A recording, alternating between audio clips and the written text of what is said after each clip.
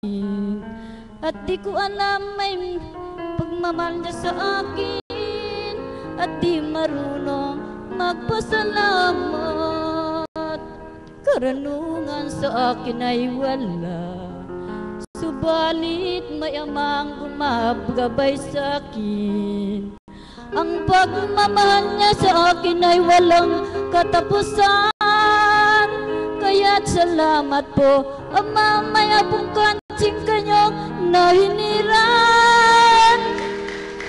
Dito sa dambana, ako ay sumigla.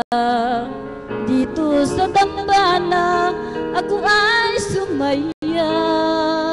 Dito sa dambana, ako'y natutong umunawa. Kaya't salamat po, Apo, sa mga mensahe mo sa amin. Thank you po. Ilang po.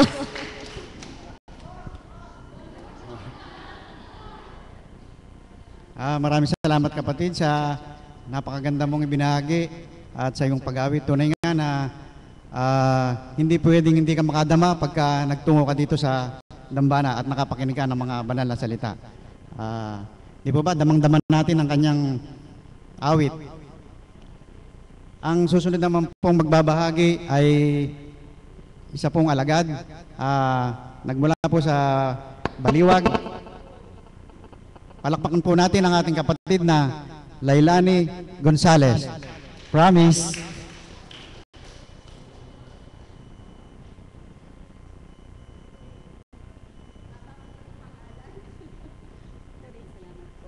Magandang umaga po sa lahat. Buhay po ba ang Diyos? Purihin ang Diyos. Ako po ay si Lailani P. Gonzales. Ang initial ko po ay LPG. Ang sabi po nila, ano daw ang meaning nito? Ang sabi ko naman, Lailani, paganda ng paganda. Buhay po ba ang Diyos? Pagbigyan nyo na po ako. Hayaan nyo na po. Kinlaim ko na po yun sa buhay ko. Alam nyo po, kay buti ng Panginoon. Sa araw-araw po, patawad po, Ama. Meron pong gustong kumontra. Ayaw pong pumayag, tatawa-tawa doon. Gusto ko pong patulan, buntis lang, patawad po. Opo, talaga po, Lailani P. Paganda ng paganda. Amen. Amen po ba? Amen. Wala na pong kokontra. Alam niyo po kahapon, dala ko po yung apo ko at lagnat na lagnat po ito. Nando po kaming maglola. At nang punto tumabi sa akin ang kapatid na Mirna, sabi niya, Ninang, sinalat niya yung bata. Ang sabi ko, may lagnat po. Mamaya po, Anya, pa-plus mo sa mahal na apo. Ang sagot ko po ay ganito, kahit po ikaw lang ang ma-plus niyan, inaangking ko na po ang kagalingan. Amen po ba doon? Opo, sinabi kong amen kasi po, hindi po ba tayo kapag natatapos na ang mensahe ng mahal na apo? At kapag ka nagbendisyon ang mga kapatid na alagad, hindi po ba kayo nagdudumaling pumipila? Amen po ba doon? Opo. Sapagkat nga po, kiniklaim natin na ang espiritu nakadatal sa kanila ay iisa kagaya ng espiritong nakadatal sa mahal na apo. Amen po ba doon? Amen. Sapagkat po iisa lang ang espiritu na nananahan sa banal na dambanang ito. At alam niyo po ba, purihin ng Ama, nung pong umuwi kami, medyo mainit-init pa yung apo ko. Subalit ang sabi ko, Ama, alam ko po sa kaparaanan mo at sa pamamagitan ng haplos ng kapatid kong si Mirna bilang inaanak kong tawagin ko, kagalingan ng apo ko, aming makakamtan. Buhay po ang Diyos at nung pong gabi na yon, wala na pong lagnat ang aking apo. Amen. Purihin po ang Diyos. Palakpakan nga po natin muli. Alam niyo po, natuwa ako kay kapatid na Violet dahil kumanta siya. Pero po meron po akong higit na magandang ibabahagi sa inyo. Kahapon po, after ng gawain, nagkaroon po kami ng pagpupulong. At sa hindi po inaasahan, bagamat hindi na po marapat na ibahagi pa sa inyo sapagkat kayo ay magugulihimanan, subalit ito po ay kinapulutan namin ng inspirasyon. Sapagkat nga po, hindi po ba kung minsan tayo natatakot tumindig sa harap na ito upang magsiwalat ng ating mga dalahin sa buhay? Amen po ba doon? At kung natatandaan po ninyo nung nakaraang araw, ako po ay muling tumindig rito nang ako'y tawagin. At muli ibinahagi ko po ang dalahin ko sa aking anak. Natatandaan niyo po ba yon? Subalit nga po, sa pananalig ko sa Panginoon, sa pagtitiwala ko sa Kanya, at sa bawat katagang iniluluwal ng banal na Espiritu sa katauhan ng ating mahal na Apo, na mayroong magaganap na maganda sa anak ko, na siya ay may pagbabago. Ito ay aking angkinin at aking kakamtin. Purihin po ang Diyos, ang kalayaan ay aking nakamit. Amen. Amen po ba? Amen. Opo, at ngayon po, bilang ina, sabi ko nga po, kung nawawaan nyo lang kung bakit ako nagkaganon, sapagkat nga po walang ina, walang magulang, na nagmithi ng mapalungi yung kanyang anak o kaya makagawa ng hindi marapat. Amen po ba doon? Sapagkat nga po ang ina, bilang ina, wala pong ninanais sa kanyang mga anak, kundi ang ito'y mapabuti at maakay sa tamang landasin. Amen po ba? Amen. Opo, at sadyang kay buti ng Panginoon. At manalig po kayo kapag nagtuturan sa inyo ang mahal na Apo o ang banal na Espiritu sa katauhan ng ating mahal na Apo o kahit sino pong alagad na nakatindig dito sa harap na kayo ay nagmimithi na mabendisyonan at mapagturanan kung ano man po ang sasabihin, ang kininyong tuwiran. Kagala kay makakamtan. Buhay po ba ang Diyos? Amen.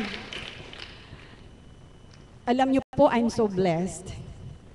Ang dami ko na po kasing biyayang nakamit sa Panginoon at napakaganda po ng prayer ng ating inang pastol, ng aming inang pastol.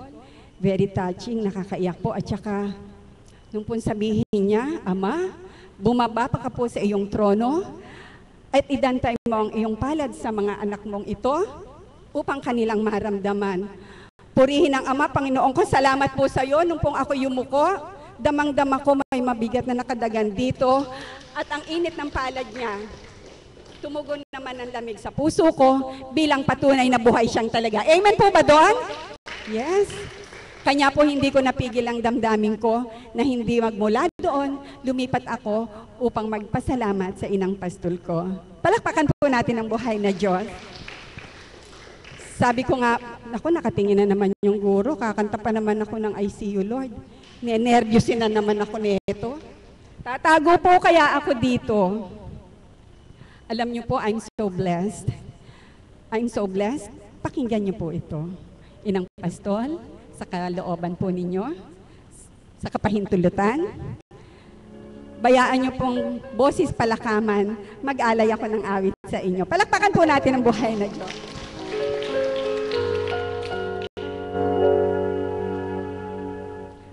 So blessed, my Lord, I can see you in all the lovely things so fine and true. I can see you in the beauty of flowers and the rain. I see you between the lines of the sweet refrain. I'm so blessed, my Lord, I can see you, even when I'm lonely or in pain. I see you in the beauty of stars at night. I see you in my life, I feel alright. Mas maganda po itong boses ko na ito. Palakpakan po natin ang buhay na Diyos.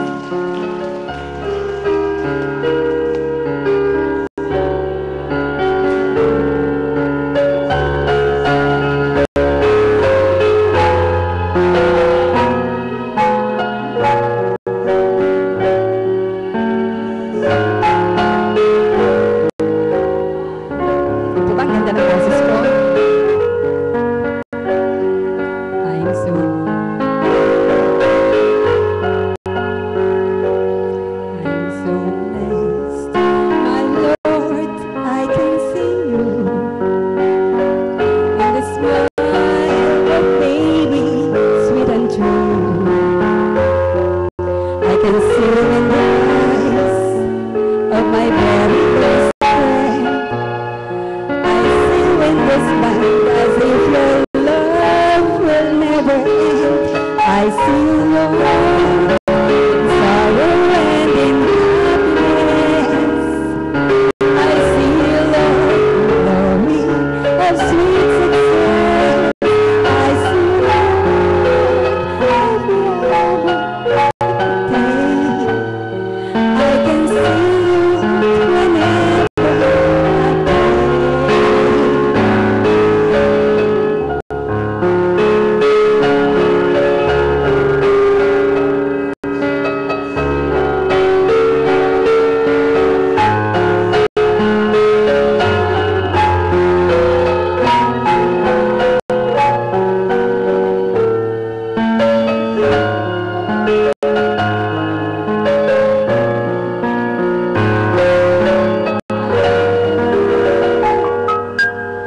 I can see you whenever I pray.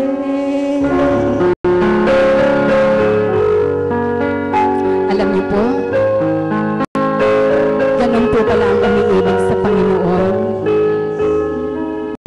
Kapag po minimithi mo siyang madama sa buhay mo, dumadatal siya sa iyong kaisipan, dumadaloy, nagtuturan. Pakinggan niyo po ito kung paano sa araw-araw kapag ako ay nalulumbay, gusto kong siya ang aking makita. Ito ang kanyang dinaratal sa aking kaisipan at kung paano ko siyang nakikita ko siyang talaga. I see you, Lord. O Ama, ako'y nagpupuri sa lahat ng bagay mong dala. Mula sa pagsilay ng bukang liwayway hanggang sa pagtulog, talat buwan na katanaw. O Ama, ako'y nagpupuri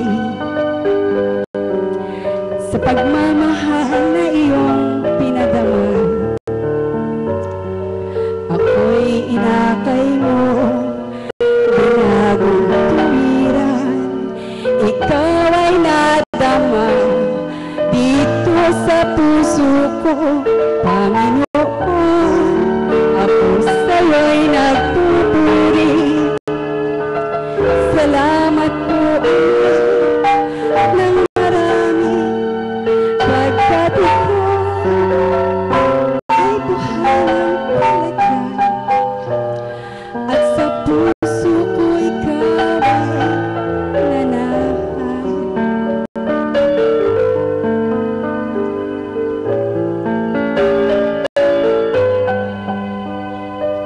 O Ama, ako'y nagpupuri sa magulang na sa akin ay bigay, at sa aking kabiyak at dalawang anak, pati sa manugang apong anghel ng buhay ko, Panginoon. Salamat po sa'yo, Ama. Ikaw, tuwirang nadama. Ako sa'yo nagpupuri. At salamat po, Ama, sa pandama.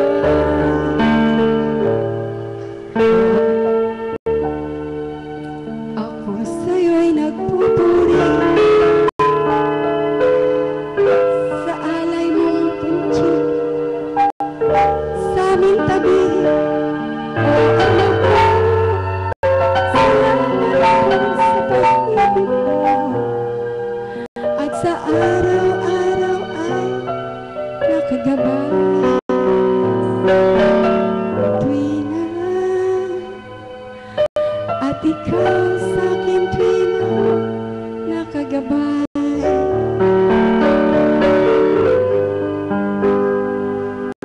Ama, alam mo po, pangit lang po yung pagkakanta ko, Pero po pag ako'y nasa amin, ang ganda po ng lyrics na binibigay mo. Siguro po, Ama, excited lang ako na tuwirang magpuri sa iyo. Ngunit alam ko po, Ama, basang-basa mo ang puso't kalooban ko. Kung saan nga po, sa kabila ng mga pinagdaraanan ko, at kung ano po ang mga pagsubok o pagdalisay na narito sa akin ngayon. Alam ko po, Ama, ito ay parang hangin lang na nagdaraan, sapagkat ikaw nga ang nananahan sa puso ko, sa isip ko. At kung bakit ko po, Ama, nasasabing ako'y binago mo, sapagkat ito ang nadarama ko. Subalit, Ama ko, ikaw lamang po, Ama, ang nakaraalam, nakababatid, kung ano nga po ba ang binago mo sa aking buhay. Kung paano nga pong ako ay iyong nilinisan. Kung paano nga pong ako ay iyong binihisan. Kung paano nga pong sinidlan mo ng konting kaalaman ang payakong kaisipan. Kung paano nga pong binago mo ang puso kong ito, na puno ng tinig, na puno ng hinanakit, na puno ng panunumbat, ng puno ng kahit anumang layak na hindi marapat. Subalat papuri, Ama ko, papuri sa iyo, sa katauhan ng mga kapatid ko sa kapatirang ito. Nadama kita, nakikita kitang tuwiran sa kanilang mga mata. Salamat po, Ama, sa aming Apo Kunching, na sa amin iyong ibinigay, tuwirang nagbata, nagsusumakit, nagpakasakit, para kami maakay na tuwiran, upang sa araw-araw ang iyong banal na salita'y aming madinig, upang sa araw-araw manamnam namin, madama namin ang iyong pag-ibig. Amen. Maraming salamat po. Hindi man kagandahan, maganda po sa Ama yon. Amen.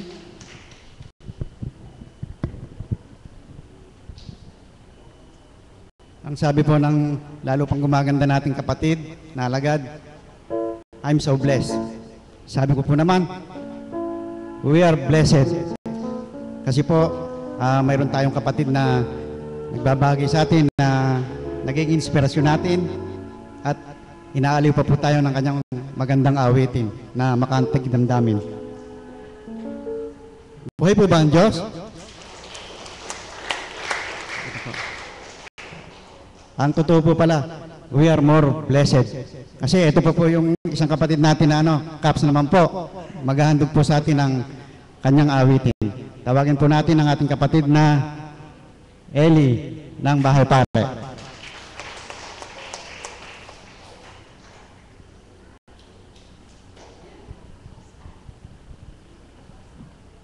Isang mapagpalang umaga po sa gabing ito. Nais ko lang pong mag-share ng konti bago po ako mag-alay ng isang awit para sa inyo. Tungkol po sa pagkakatungo ko rito, noong pong 2009, ako po tumaas ang presyon sa pagkakatungo ko po rito. Hindi ko po alam ang gawain dito, pero may dumating pong isang dalaga sa amin sa bahay. Kasi po, groggy na po ako. Ang sabi po niya sa akin, bakit hindi ko subukan kay Apo? Kung po hindi ko alam ang gawain dito, ang sabi ko po sa kanya, siguro sa ako, kung ako'y groggy na ang dating ko, tutungo muna ako sa ospital. Pero ang sabi ko po sa kanya, pangako ako at paglabas ko, tutungo ako kay Apo. Kaya po nung makaisang linggo po ako sa ospital, ang naging kaparaanan po siguro ng Panginoon, para ako po talaga makatungo rito, paglabas ko po ng ospital, dahil po sa ospital, hindi po ako nadudumi. Paglabas po ng ospital, tumaas po uli ang presyon ko dahil paglabas ko nadumi ko sa bahay. Tumaas po uli ang presyon ko.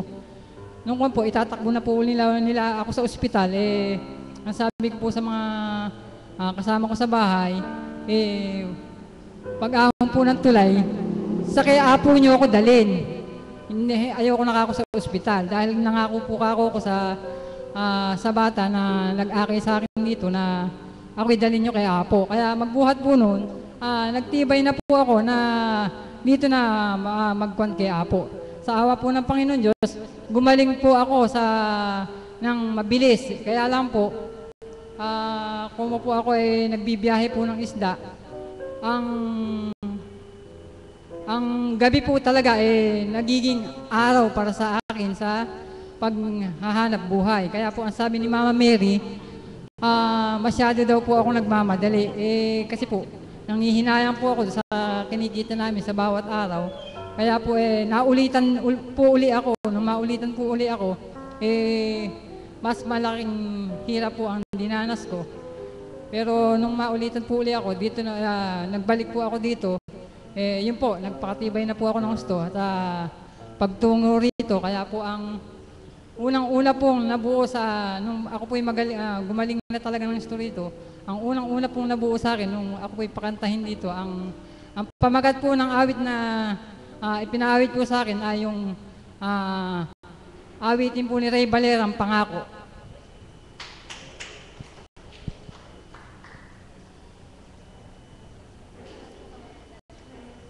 Noon, akala ko ang wagas na pag-ibig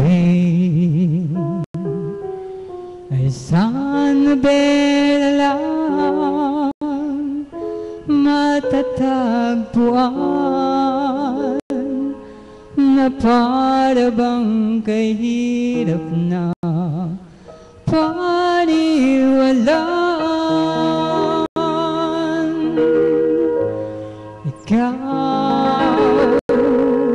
Ikaw, Ama,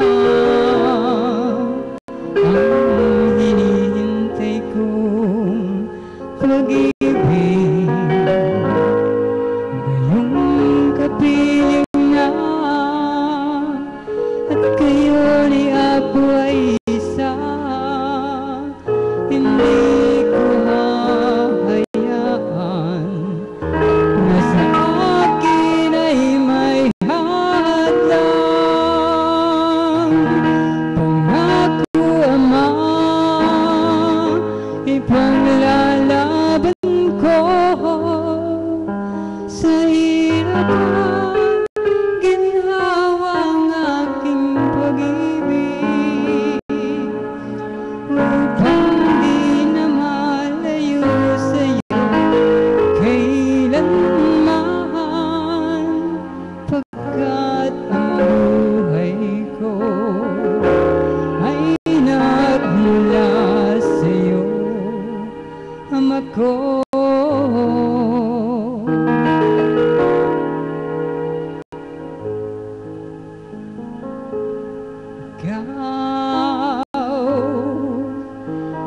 Ikaw, Ama,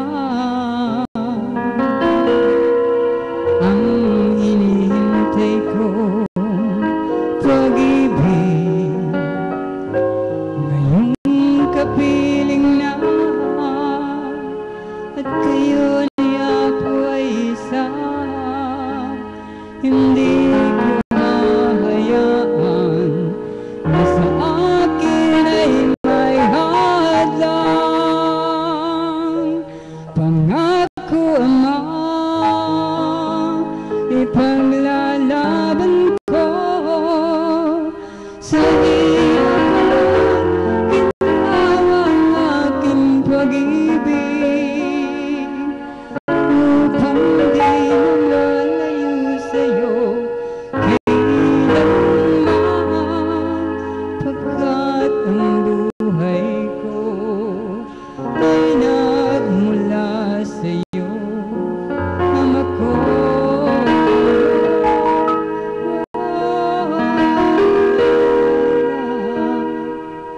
Ganito lamang. Maraming salamat po.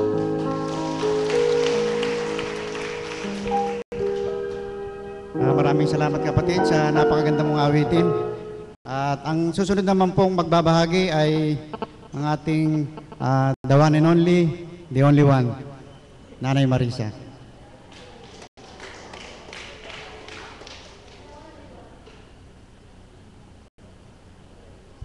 Salamat po, Ama. Salamat po, mahal na kapatid, at salamat po sa pagpaparaya ni kapatid na Gloria. Siya na po ang kasunod sa akin mamaya. Nais ko lang pong maglahad sa inyo ng katotohanan at bawang katotohanan na sabi ko nga po sa inyo, sa dakong ito, hindi kami maaaring gumawa ng katang isip upang ilayo namin sa inyo na kayo maliligaw. Kundi kung paano po ang bawat kaganapan sa dakong ito sa paggamit po sa ating mahal na Apo Kunching ay sadyang katotohanan po na mismo ang ating Panginoon ang naglalayon na ipakilala ang dakong ito sa bawat isa. Amen po ba yun? Buhay po ba ang Diyos? Kung inyo pong nabigyan ng pansin, sino po yung andito kaninang tanghali po? Taas po ng kamay. Iilan lang po, ano po? At ngayon po, halos andito po kayo, dumulog po si Mami Beth. Ito lang po ang nais ko pong bigyan nyo ng pansin at gusto ko pong ma-emphasize sa inyo. Yung mga pagkakataon po, kagaya po ng pag-awit po ni kapatid na Leng, ni kapatid na Bunso po kaninang tanghali, kung inyo pong ninamnam ang bawat kaganapan sa dakong ito na parang hinaharana po kayo ng Panginoon, ilagay nyo na po sa puso't isip nyo na ang lahat ng kagalumihanan nyo iwanan muna sa labas. At sa dakong ito ay ibigay niyo po ng buong buo sa Diyos upang maramdaman niyo po na hindi man sa tuwina ay mararamdaman niyo sa buhay niyo, subalit yung minsan nakaganapan sa dakong ito na pinadadama ng Diyos ay huwag masayang. Amen po ba yun? Buhay po ba ang Diyos?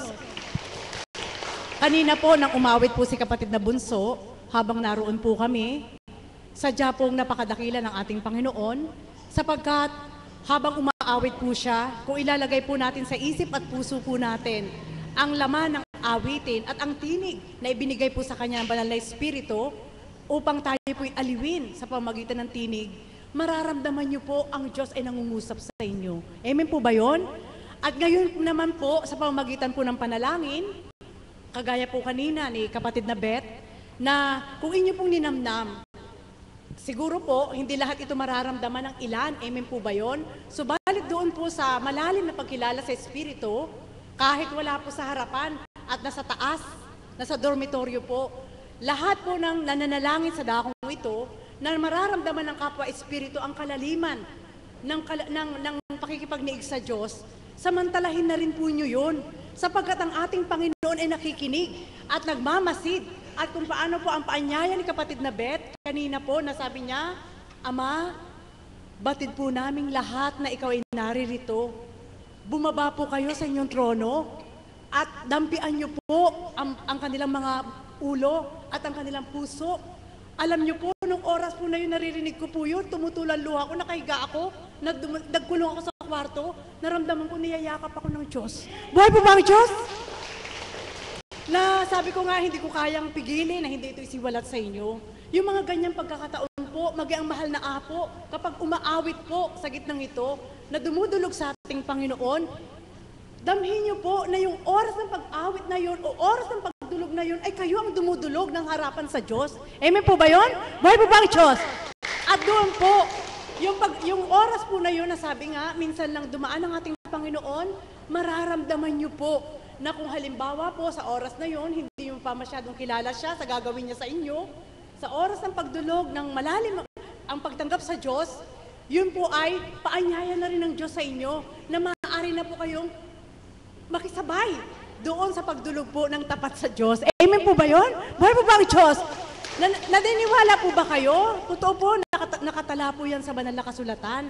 Hindi man kami bihasa sa Biblia, subalit sa pag-uulat po ng banal na Espiritu sa katawan ng ating mahal na Apo Kunching, nakatala po yan sa Biblia na ang lahat na may katapatan sa Diyos, na tuwiran po na maging kayo ay maging malapit sa kanila, pinagpapala din po kayo. Amen po ba yun? Buhay po ba ang Diyos? At habang kanina po, habang dumudulog po, sadya po talagang nararamdaman, napakalamig po ng pakiramdam at talaga pong mararamdaman mo sa puso mo na kung sa oras na yon ay mayroon kang hinanakit sa puso mo, mayroon kang pagdaramdam sa isip mo, anuman sa katawan mo, naku po, hinalukay, lilinangin ng Diyos ang mga puso nyo para siya makapagtalsak ng buto sa inyo. Amen po ba yun? Buhay po ba ang Diyos? At ito po ang malinaw. Malinaw po na habang kaya niyakap po ako ni God, huwag po kayo magkasala. Ramdam ko po, niyakap niya ako eh. Kinonfort po niya talaga ako na ang pasubali niya po ito ang pahayag. Pinakita, nakaganyan po ang dalawa niyang kamay nang bumaba siya at mayroon po siyang inulat. Anak, hindi ko po alam, akala ko bumaba na po sila kapatid na Pearl. Andun po dito po nagkulong ako sa kwarto habang naramdaman ko, sabi niya, yung nakiusap po siya na bumaba kayo, Ama, sa trono niyo. Andun po ako sa kwarto, pinatay ko ilaw, gusto ko makonsentrate po. Tapos po, andun po pala sa labas, doon sa may Divine Mercy, si Tita Amor, si kapatid na Pearl, si kapatid na Emma, at si Chris. Halos maluhaluhan na rin po sila habang pinakikinggan ng pagdulog.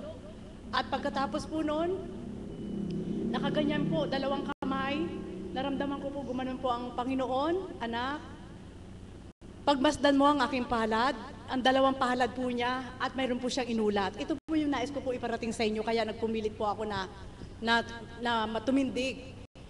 Sabi ko po, Ama, anong nais mong ipadama at anong nais mong pong ituran? Huwag mong katakutan ang sino man anak, sapagkat kaparaanan na ang bawat atas po pala sa amin bilang mga alagad, mula sa sinapupunan pa lang ay natimbang na ng Diyos kung ano yung kaya ng bawat isa. Amen po ba yun? Buhay po ba ang Diyos?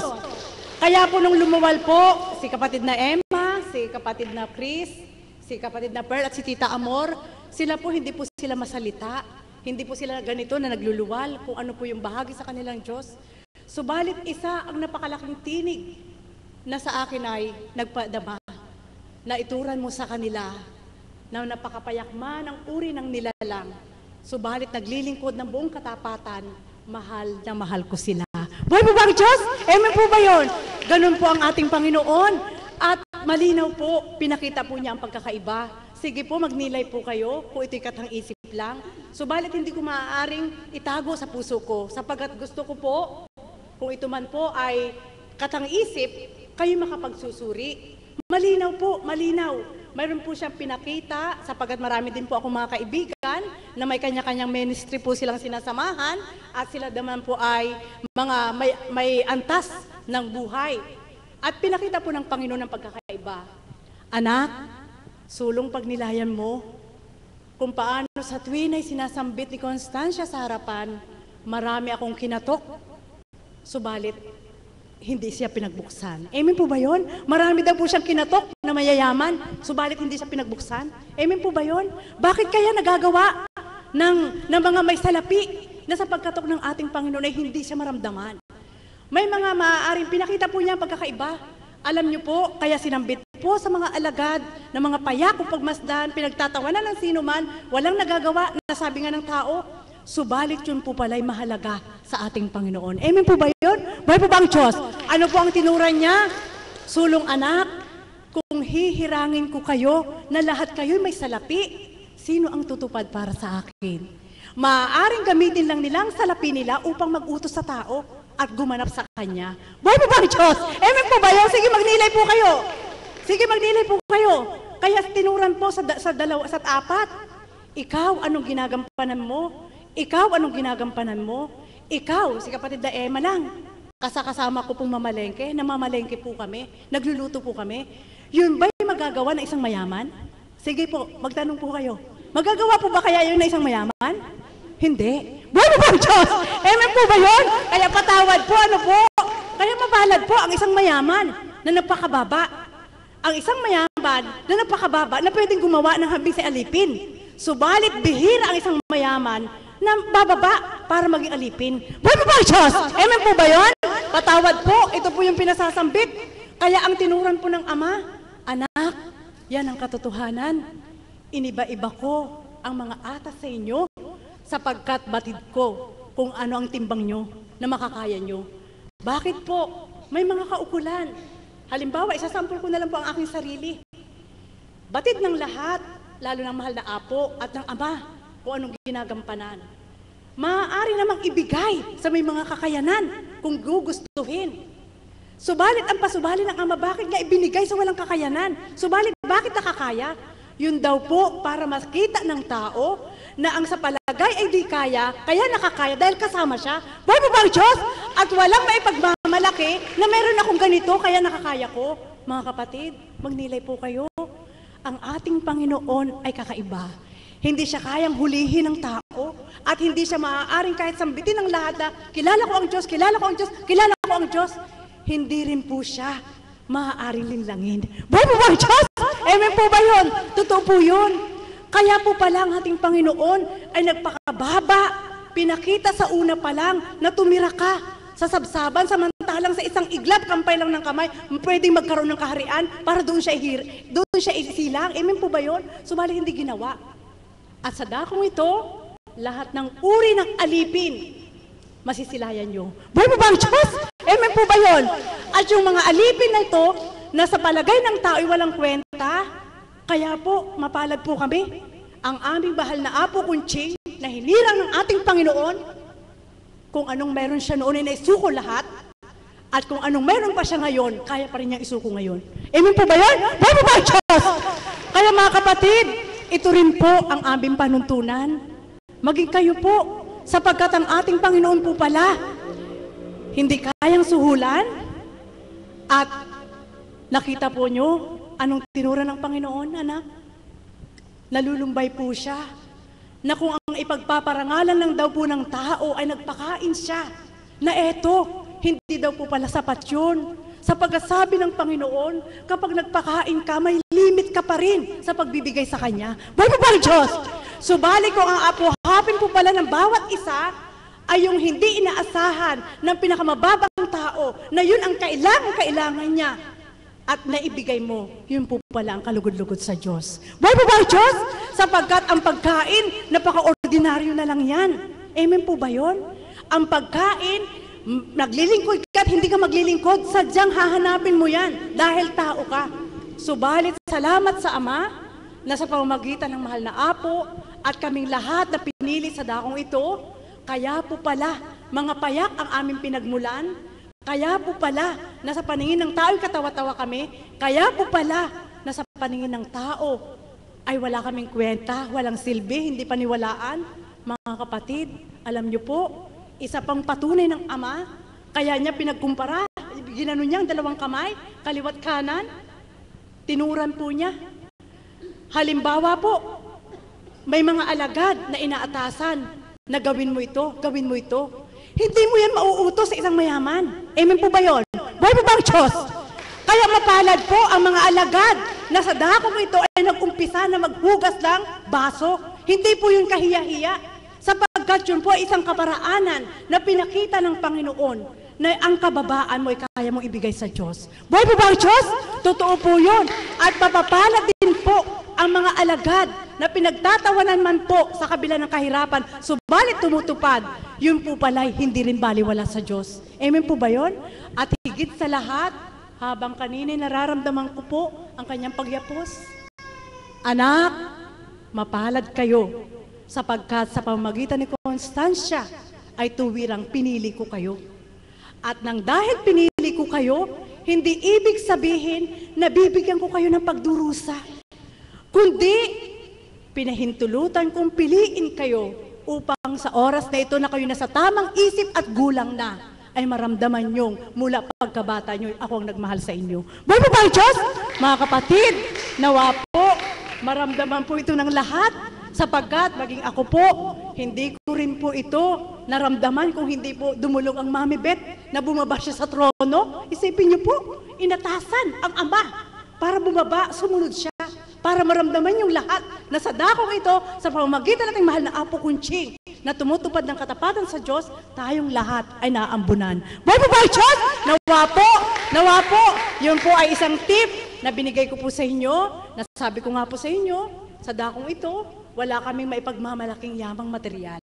Subalit, sa kalooban ng ating Panginoon, simple at payak na buhay, may kapayapaan, may kapanatagan, isang yaman na mula sa Diyos na di masusumpungan ng sinuman. Muli, magandang umaga at maraming salamat. Maraming salamat po, Nanay, sa pagbabahagi nyo. Ngayon naman po, bago po natin mapakinggan ang mga banal na salita, nagmumula sa kanyang kinalugdan, ating mahal na Apo Conching sa kanyang katawan. Gigisingin po muna tayo ng kanyang awitin. Palakpakan po natin ang ating kapatid na alagad, ang guro ng choir, kapatid na Gloria.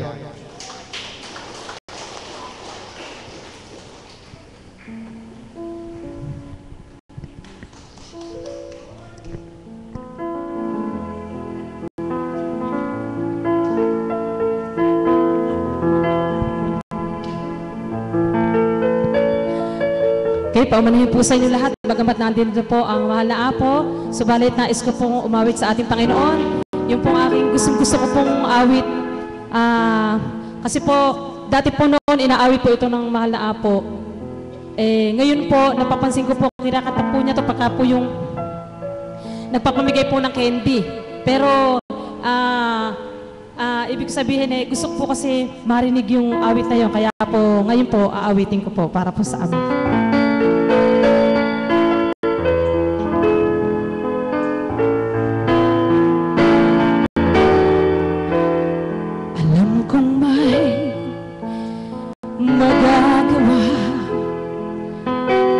Ang Diyos, alam kong may magagawa ang Diyos. Kung ako'y magtatapat sa Kanya'y maglilingkod, alam kong may magagawa.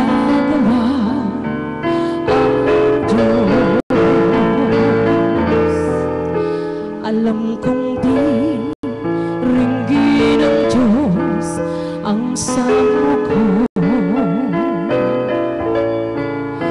Alam kong di ringgin ng Diyos ang samo ko. Kung ako'y magtatapat sa Kanya'y maglilingkod,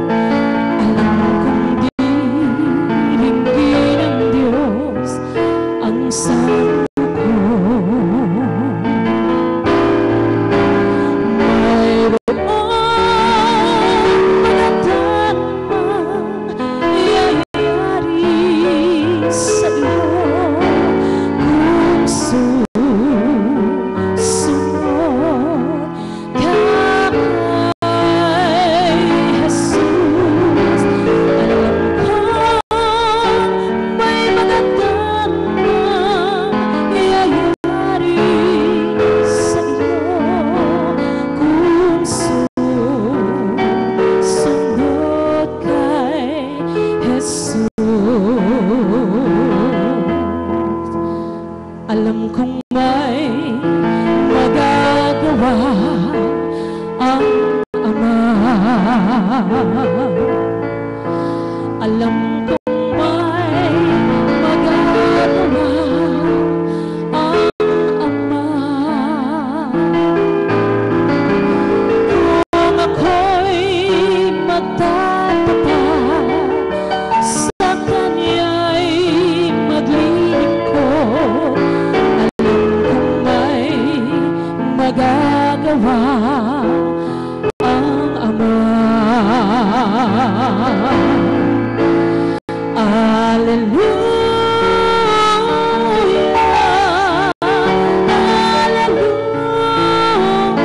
hallelujah, siya ay muling babalik sa atin.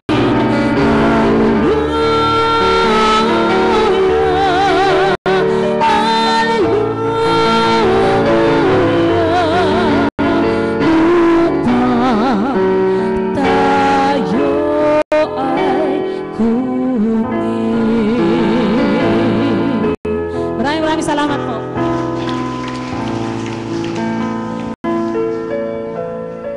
Maraming salamat, kapatid, sa napakaganda mong awitin. Tunay nga ang kasabihan na walang ikalawang gloria dahil isa lang ang ating gloria. Magsitayo po ang lahat at ating awitin ang panalangin tinuro ng ating Panginoon.